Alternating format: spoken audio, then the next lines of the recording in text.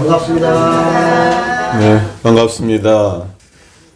우리 이용진 선생님 원불교 인연이 어머니하고 된 거네요. 가장 근원적으로는요. 또 어머니가 참 대단하시다는 생각이 들었고 참 지혜로우시다 그 생각이 드네요. 며느님들한테 원불교를 이끌기 위해서 사경을 시키셨다고 그랬잖아요. 가장 어떤 면에서는 직접적이고 가장 확실한 방법이 법을 알게끔 하는 것이잖아요. 그게 사경이잖아요. 그런 점에서 참 어머니께서 굉장히 지혜로우셨고 우리 이용진 선생님께서 이제 말씀하셨듯이 처음에 오면은 다 서먹서먹 하잖아요. 그러니까 그런 점에서 우리 교도님들이 처음 오시는 분들, 낯설어 하신 분들한테 좀 더 따뜻하게 해야겠다. 예, 그런 생각이 좀 듭니다. 예. 교당 그 계단 올라오시면서 그 꽃 보셨죠? 노란 거. 보니까 좋으셨죠? 예. 그러니까 참 우리도 사람도 그런 것 같아요. 봤을 때 보기 좋은 사람이 되는 것이 얼마나 좋은가. 꽃처럼. 그리고 오늘 그 은혜살 3개씩 받으셨는데 받으셨죠? 네. 받으니까 좋으시죠? 네. 근데 받는 것보다 또 주는 것이 더 기쁘고 좋거든요. 그래서 3개 중에서 하나는 우리 교도님이 가지시고 나머지 2개는 주변 사람들한테 우리 원불교를 알리는 그 선물로 드리는 그 기쁨도 함께 누리시면 좋겠습니다. 자, 오늘은 이제 대종경 요원품 29장을 함께 공부를 하겠는데요. 다 함께 봉독을 하겠습니다. 전서 320쪽 표시입니다. 320쪽 대종경 요원품 29장. 네, 함께 봉독하십니다. 대종사 말씀하시기를 빈말로 남에게 무엇을 준다든지 또는 많이 주었다고 과장하여 말하지 말라. 그 말이 도리어 빚이 되고 덕을 상하나니라. 또는 허공법계의 빈말로 맹세하지 말라. 허공법계를 속인 말이 무서운 재고의 원인이 되나니라. 이 본문은 빈말에 대해서 말씀하고 있는데요. 우리가 구시화 복문이라는 말을 많이 들었을 겁니다. 입은 재앙과 복의 문이 된다는 뜻입니다. 몸과 입과 마음으로 죄를 지켜야 되는데 그 가운데서도 가장 직접적이고 쉽게 범하는 것이 입을 통해서 짓는 죄가 되죠. 그렇기 때문에 우리가 조심해야 되는데요. 그리고 또 입이라고 하는 것이 가장 빨리 보응이 오기도 합니다. 그러죠? 근데 지금 이 대종경 요원품 29장 본문을 보면 앞에 부분은 사람에 대해서 빈말을 하지 말라 이 말씀이고 그 뒤쪽에는 보이지 않는 허공법계에 맹세하지 말라 이렇게 지금 구분을 하고 있습니다. 우리 대단종사께서 수신강요라는 그 작은 책에 하루를 지낸 후에 반드시 살펴야 할 3가지 말씀에 대해서 밝히고 있는데요. 잘 한번 들어보세요. 첫째는 내가 빈말을 하였는가 참말을 하였는가. 두 번째는 남에게 해될 말을 하였는가 덧될 말을 하였는가. 세 번째는 잡될 말을 하였는가 여러 사람에게 모범될 말을 하였는가 이렇게 말씀을 하셨어요. 그러니까 오늘 대종경 본문에 가장 가까운 것이 내가 빈말을 하였는가 참말을 하였는가 이것과 관련이 있는데요. 이 대단종사님의 이 본문을 마음속에 또 한번 간직하면서 요원품 29장 본문을 살펴보겠습니다. 빈말로 남에게 무엇을 준다든지 또는 많이 주었다고 과장하여 말하지 말라. 그 말이 도리어 빚이 되고 덕을 상하나니라. 빈말과 과장된 말을 하지 말라는 거잖아요. 이 빈말은 실속 없이 헛된 말, 이것이 빈말이고 과장된 말은 실제보다 부풀린 말, 이것이 이제 과장된 말이 되죠. 먼저 빈말에 대해서 한번 생각을 해보면요. 빈말을 한문으로 이제 허언, 빌허자, 말씀언 그렇게 얘기를 하죠. 그러니까 비었기 때문에 안에 실속이 없는 말 그렇게 되죠. 빈말이라고 하는 것은 보통 우리가 평상시에 쓰는 말로 이 빈말과 관련된 표현으로는 씨알이 없는 말 또는 영양가 없는 말, 맥 없는 말 이런 식으로도 표현을 하죠. 대표적으로 빈말의 대표가 뭐가 있을까요? 우리가 쓸데없는 농담 이런 것이 이제 빈말에 또 해당이 됩니다. 근데요, 빈말은 사실이 아닌 것을 사실인 것처럼 꾸며대어 하는 말이에요. 사실이 아닌 것을 사실인 것처럼 꾸며대어 한 말도 빈말이에요. 그렇기 때문에 빈말이라고 하는 것은 그 말의 진정성이 없고 한편으로는 빈말은 거짓말이 되기도 합니다. 빈말로 남에게 무엇을 준다든지 이렇게 말씀하셨는데 어떤 경우가 있을까요? 빈말로 남에게 무엇을 준다든지. 저는 그렇게 생각을 해요. 빈말과 약속을 지키지 않는 말은 좀 차이가 있는 것 같아요. 이 빈말은 쉽게 하는 말들이에요. 대표적으로 빈말이 저는 이제 그 생각이 나더라고요. 내가 밥 한번 살게. 인사치레를 하는 말이에요. 또 내가 연락 한번 할게. 연락해요, 안 해요? 그래놓고 연락 안 해. 그것이 쉽게 범할 수 있는 빈말 중에 하나인 것 같아요. 그리고 또 약간의 빈말이 뭐냐면 아유 오늘따라 예뻐 보이시네요. 아름다워 보이시네요. 이게 진정성이 담긴 말일 수도 있고 그것이 빈말일 수도 있다 그 말이에요. 그런 말 너무 안 돼요? 아니 진정성이 담긴 말은 괜찮은데 빈말로 그렇게 할 수 있다 그 말이에요. 그런데 반면에 약속을 했는데 약속을 지키지 못하는 말들이 있죠. 그러잖아요. 예, 사정이 어떻든 간에 약속을 지키지 않은 것도 결국은 결과적으로는 무슨 말이 되냐면 빈말이 됩니다. 근데 이렇게 빈말을 자주 하게 되면 이런 사람을 뭐라고 하는지 아세요? 아니 그 말인데요. 예, 그런 사람을 뭐라고 하냐면 실없는 사람이라. 실없는 알맹이가 없는 사람, 실없는 사람, 저 사람 실없는 소리 하고 있네. 예, 보통 그러잖아요. 실없는 사람이 그런 사람이 이제 믿음이 안 가는 사람이죠. 그래서 이것이 쌓이고 쌓이면 나중에는 그 사람은 하는 말 모두가 빈말로 돼요. 빈말로 들려. 진정성이 없이 그냥 그 사람 그렇게 의뢰하는 말이야. 이게 결국은 무엇과 관련이 있냐면 이러한 빈말을 자주 하게 되면 신용을 잃게 됩니다. 믿음을 잃게 돼요. 그러면 믿음을 잃는다는 것은 뭐냐면 자기의 인격을 손상받는 것이 되고 또 이것이 단순히 개인의 인격뿐만이 아니라 신용을 잃는다라고 하는 것은 그와 관련돼서 돈을 잃을 수도 있고 다른 많은 것들을 잃을 수가 있어요. 대종경 실시품 21장에 나오는 본문인데요. 많이 들어보셨을 거예요. 소태산 대종사님께서 몇 명의 제자와 함께 총부 정문 밖을 나가세요. 딱 밖을 나가다 보니까 아이들이 근동에서 막 놀고 있어요. 근데 대종사님이 딱 나오시니까 아이들이 일제히 대종사님을 향해서 인사를 해요. 다 인사를 해요. 그런데 아주 어린아이, 가장 나이가 적은 그 애가 인사를 안 하고 있는 거예요. 그러니까 대종사님께서 그 아이한테 네가 나한테 인사를 하면 과자를 주겠다 하니까 바로 그 아이가 이제 인사를 하는 거예요. 그 인사를 받고 이제 대종사님께서 가던 길을 계속 가시다가 한참 동안 가시다가 딱 멈추시더니 그대들은 잠깐 기다리라 이렇게 하신 거예요. 제자들 같이 갔던 제자들에게. 그러면서 내가 볼 일 하나를 잊었노라. 그 볼 일이 뭡니까?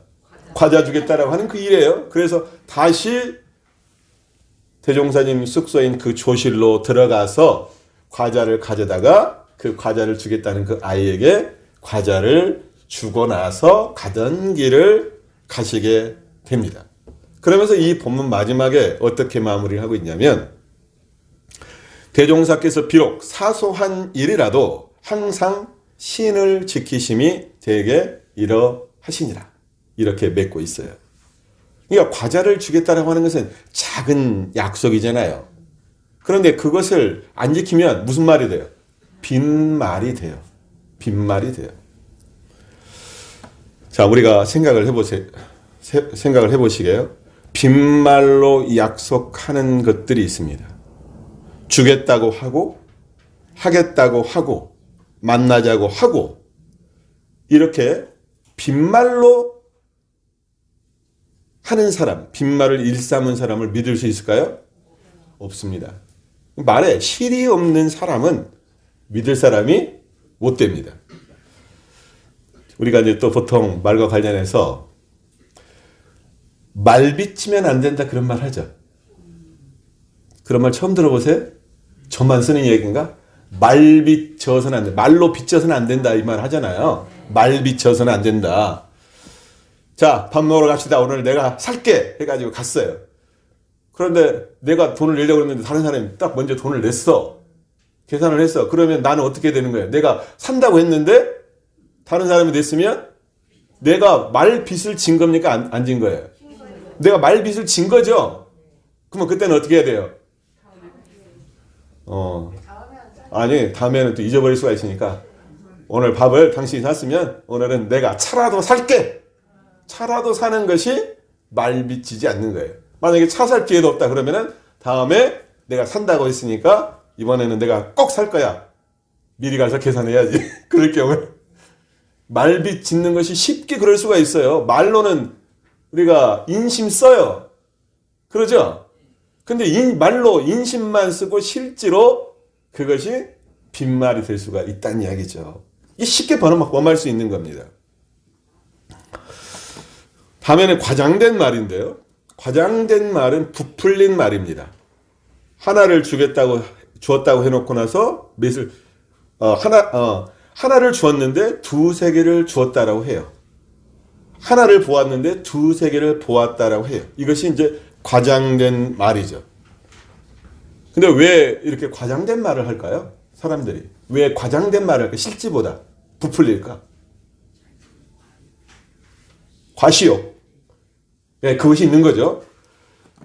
그래서 과장된 말에는 허세와 허풍이 있습니다. 있지도 않은데 있는 척 허세 부린 사람이 있어요. 그리고 또 유난히 허풍 떠는 사람들이 있습니다. 자기가 조금만 한 걸 가지고 그것을 부풀려 가지고 과장해서 말해요. 이것은 뭐냐면 자기를 과시하고자 하는 과시욕이 있는 사람이에요. 그러니까 하나를 가졌는데 두세 개 아니면 열을 가졌다라고 말을 하면 그 나머지가 몇십이에요. 하나를 가졌는데 실제로는 열을 가졌다고 말을 하면 몇 개가 비는 거예요. 9개가 비는 거예요. 그것이 9개가 빈말이 되는 거예요. 그게 허가 되는 겁니다. 이런 사람을 또 뭐라고 하느냐? 뻥쟁이. 왜 뻥쟁이일 수 있어요. 그리고 또 포를 떤다 그렇게 얘기할 수 있는데 포를 떤다. 네, 대포. 포쟁이. 예, 예. 근데 이런 사람을 뭐라고 하냐면 바람 들었다라고 해요. 바람 들었다. 실없는 사람, 바람만 들어있는 사람, 바람 들었다라고 얘기를 해요. 대종사님께서 과장된 말에 대해서 경계하신 본문이 있는데요. 대종경 인도품 56장입니다. 대종사 하루는 역사 소설을 들으시다가 말씀하시기를 문인들이 소설을 쓸 때 일반의 흥미를 돋구기 위하여 소인이나 악당의 심리와 행동을 지나치게 그려내어 더할 수 없는 악인을 만들어 놓는 수가 허다하나니 이도 또한 좋지 못한 인연의 시가 되나니라. 그러므로 그대들은 옛사람의 역사를 말할 때에나 지금 사람의 시비를 말할 때에 실지보다 과장하여 말하지 말도록 주의하라. 제가 생각해보니까 다른 사람에 대해서 좋은 점을 드러내는 것이 우리 미덕이잖아요. 나쁜 점보다는 누가 이런 일을 좋은 일을 했다라고 드러내는 것이 우리의 미덕이고 언덕을 쌓는 거잖아요. 그런데 실제보다 너무 과장되면 그것이 빚이 됩니다. 네. 무슨 말인가 이해되시죠? 실제보다 조금 약간 플러스 어느 정도는 내가 거기다가 언덕을 쌓는 것이 되지만 하나를 했는데 열을 했다라고 하면 그 사람이 빚이 되는 거예요. 그래서 우리는 말을 할 때 겸양을 할 줄 알아야 된다. 그래서 오히려 부족한 듯 모자란 듯 해야 사람들이 호응을 해요. 그리고 따르게 됩니다. 이게 제잘났다라고 뽐내는 사람을 좋아하는 사람이 있다 없다. 그러한 사람 싫어합니다. 대산종사께서 이런 말씀을 하세요. 잘 들어보세요. 보통 사람은 항상 사실보다 과장해서 크게 나타내려 하므로 마침내 그 있는 것까지도 잃어버리나 다리는 큰 것은 작은 것으로서 지키고 아는 것은 모르는 것으로서 지키고 능한 것은 불능한 것으로서 지켜서 능소능대함으로 그 있는 것을 보존하고 날로 더욱 크고 뚜렷하게 이루어 항상 넉넉하고 편안한 생활을 하나니라. 공감하시죠? 빈말이라도 듣기에는 좋게 들릴 수 있습니다. 오늘 참 아름다우십니다. 이 말이 빈말이 되면 무게감이 떨어져요. 빈말은 무게감이 없습니다. 그래서 빈말은 가볍기 때문에 금방 날아가 버립니다. 그래서 빈말, 과장된 말은 덕이 되고 빚이 되고 덕을 상하게 하는 말이다.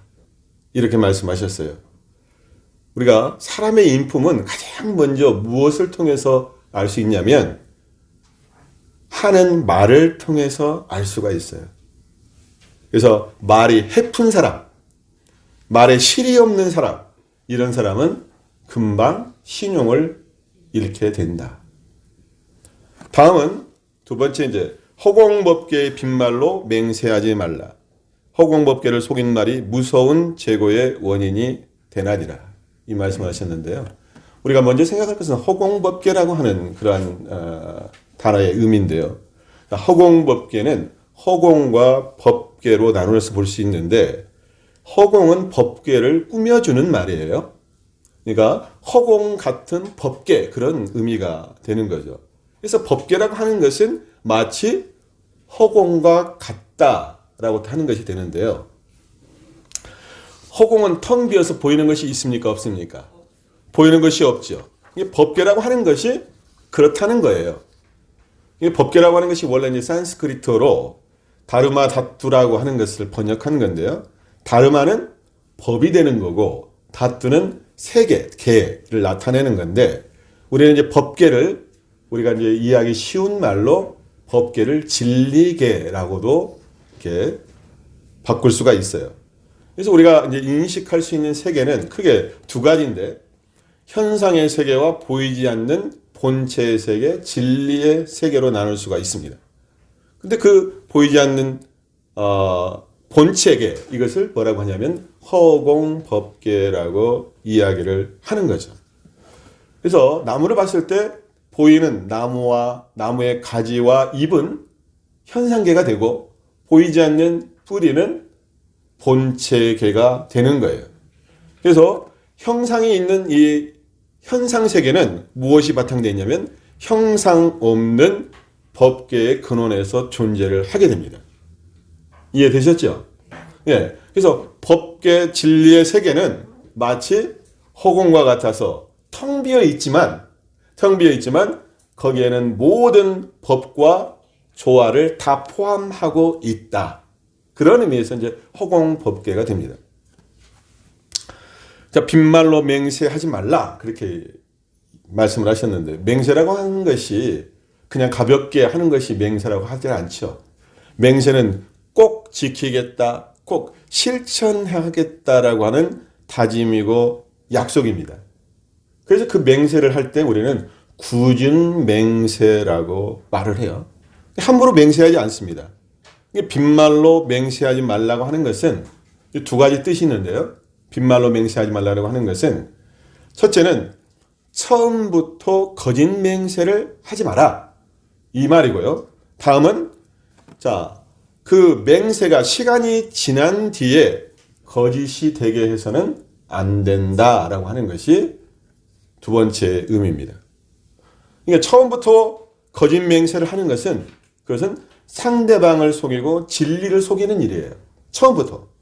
근데 시간이 지난 뒤에 그 맹세가 거짓이 되는 것은 자기가 처음에는 거짓이 아니라 참으로 맹세를 했지만 중간에 변심이 되죠.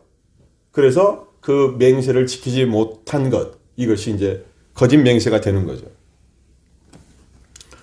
우리가 맹세를 한다고 했을 때는 어떤 각오로 하냐면 내 이름을 걸기도 하고 내 목숨을 걸고 맹세를 하기도 합니다. 그런 정도가 됐을 때 그것을 우리는 맹세라고 얘기를 해요. 대종사님께서는 허공법계를 속인 말이 무서운 재고의 원인이 된다, 이렇게 말씀을 하셨는데요. 한번 생각을 해보시게요. 여기서 자, 사람을 속인 것과 허공법계를 속인 것에 대해서 그 차이가 있을까요, 없을까요? 자, 사람을 속인 것과 허공법계를 속인 것, 어떤 것이 더 큰 죄업이 될까요? 왜 그럴까요? 사람을 속인 것은 직접적으로 나한테 바로 올 수가 있어요. 빈말로 한 것은. 근데 허공법계를 속인 것은 그걸 누가 알아? 내가 누구한테 알려주지도 않았는데 그렇게 생각할 수가 있죠. 그러지 않나요? 근데 이 간단하게 생각할 것은 뭐냐면요. 그 사람을 속이면 그 사람으로부터 과보가 오지만 허공법계에 맹세를 해서 내가 그것을 속이면 허공법계로부터 내가 그 과보를 받습니다. 그러니까 무서운 거예요. 근데 보통 사람들은 어떻게 생각하냐면 보이지 않는 허공법계에 맹세를 하고 빈말을 하는 것은 그걸 누가 알아? 그걸 누가 죄를 내릴까? 이렇게 생각할 수가 있다는 이야기죠. 근데 우리 대종사님께서 어떻게 말씀하시냐면 대종경 인과품 3장에서 동물들은 하늘의 뿌리를 받고 살므로 마음 한 번 가지고 몸 한 번 행동하고 말 한 번 한 것이라도 그 어빈이 어디에 심어져요? 허공 법계에 심어져서 제각기 선악의 연을 따라 지은 대로 과보가 나타나느니 어찌 사람을 속이고 하늘을 속이리요. 이렇게 말씀하시고요. 대종경 교육품 4장에서는 천지만물 허공법계가 다 부처 아님이 없나니 이렇게 말씀을 하셨어요.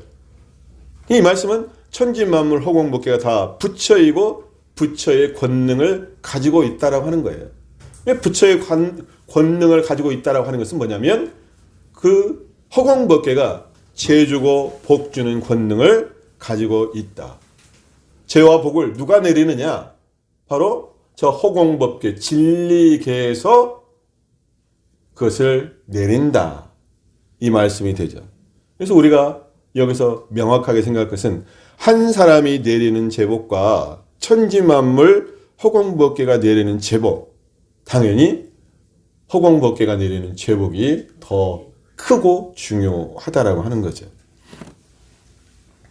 대종사님께서 대각을 이루시고 난 뒤에 처음에 40-50명의 제자가 따르는 사람이 생겼어요. 그 중에 가장 먼저 8사람을 표준 제자로 정해요. 정산종사는 나중에 이제 오거든요. 중앙자리를 비워놓잖아요. 근데 8명을 선택할 때에 백수면 학산리에 사는 오내진이라는 사람이 있었어요. 이 사람은 처음에는 이 8사람에 속했지만 나중에는 이제 그것에 빠졌죠. 근데 이 사람이 술을 좋아하고 신비한 이적 같은 것을 쫓는 그런 사람이었어요. 하루는 대종사님께서 이 8 제자에게 묻습니다. 그대들은 장차 창생을 제도할 서원을 세웠는데 중도에 혹 변심이 있을 때에는 어찌할 것인가?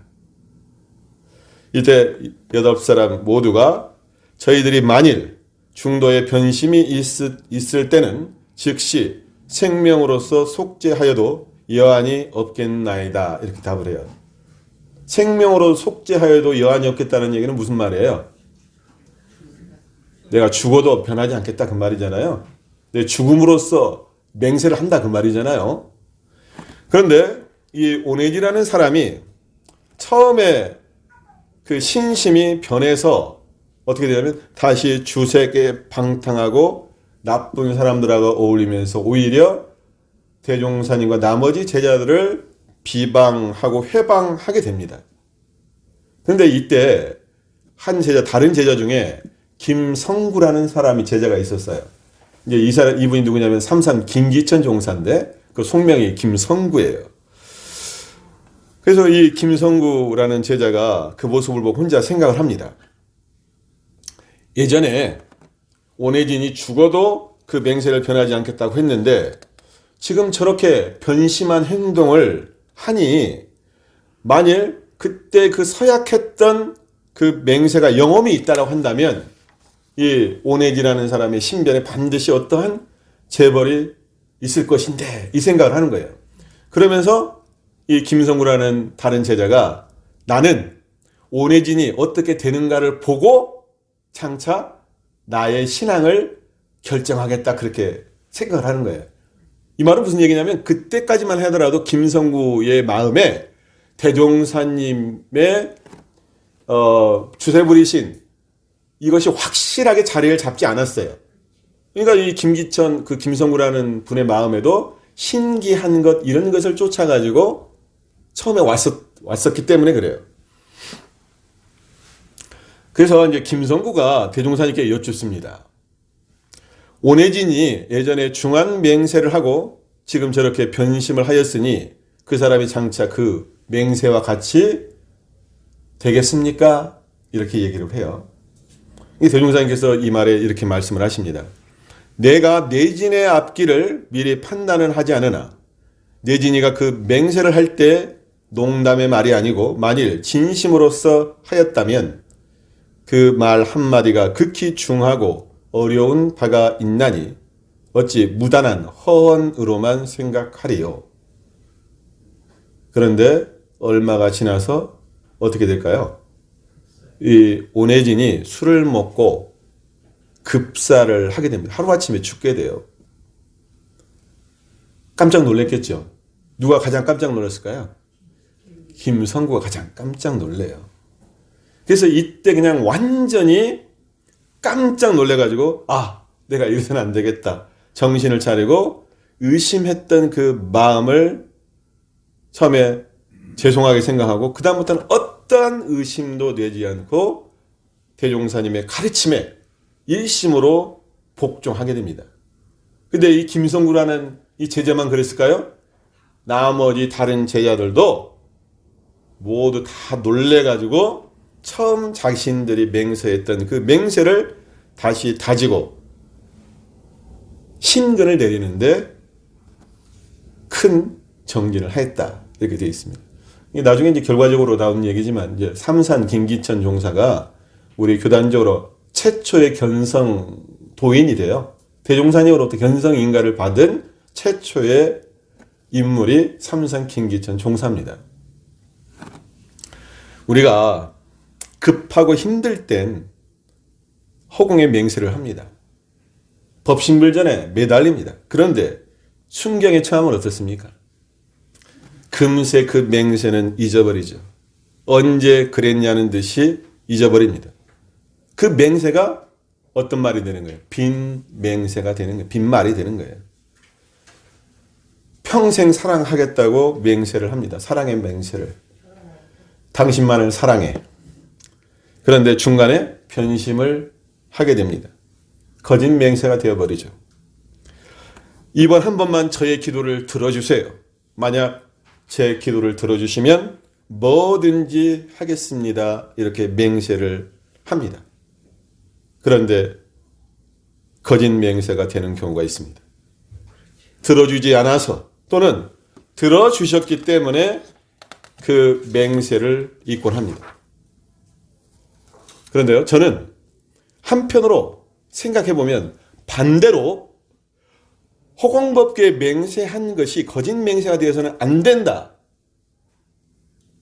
그렇게 말씀하셨지만 반대로 빈말이 아니라 거짓 맹세가 아니라 참말로 맹세하고 그 말이 빈말이 아니라 참으로 실행되게끔 내가 실천하면 허공법계 진리는 그 맹세를 들어주실까요? 안 들어주실까요? 들어주신다는 뜻으로도 우리가 생각을 해볼 수가 있는 거죠. 그래서 저는 이렇게 말씀드리고 싶어요. 허공법계에 진리계에 법신불 사은전에 맹세하세요. 내 기도가 저 허공법계에 법신불 사은전에 응하도록 사무치도록 맹세하십시오. 그러면 허공법계 저 법신불 사은께서 들어주신다. 내가 한 맹세는 없어지는 것이 아니라 천지만물 허공법계 사진 찍히듯이 어린다고 했습니다. 그래서 모르고 한 일이라도 법신불 사은께서는 모두 알고 계시는 거죠. 그래서 하나도 틀림없이 지은 대로 그대로 봉하게 해주시는 거죠. 자, 오늘 설교를 마무리합니다. 빈말로 남에게 무엇을 준다든지 또는 많이 주었다고 과장하여 말하지 말라. 그 말이 도리어 빚이 되고 덕을 상하나니라. 또는 허공법계의 빈말로 맹세하지 말라. 허공법계를 속인 말이 무서운 재고의 원인이 되나니라. 말로 하긴 쉽습니다. 그러나 말뿐일 수 있습니다. 말빛을 지어서는 안 됩니다. 그래서 빈말, 과장된 말, 빈말로 하는 맹세, 빈말이 되어서는 안 되고 거기에는 참이 꽉 찬 말이 되어야 합니다. 그래서 빈말은 자신의 신용과 인격을 상할 수가 있습니다. 특히 허공법계를 속인 말이 무서운 재고의 원인이 된다고 대종사님께서 말씀하셨어요. 그래서 함부로 허공법계의 진리계 맹세해서도 안 되고 한번 맹세한 거에 대해서는 내가 반드시 그것이 참이 되도록 참 진리가 되도록 참 실행이 되도록 우리가 지켜나가는 신용 있는 믿음직한 그런 공부인이 되었으면 좋겠습니다. 이상 설교 마칩니다. 감사합니다.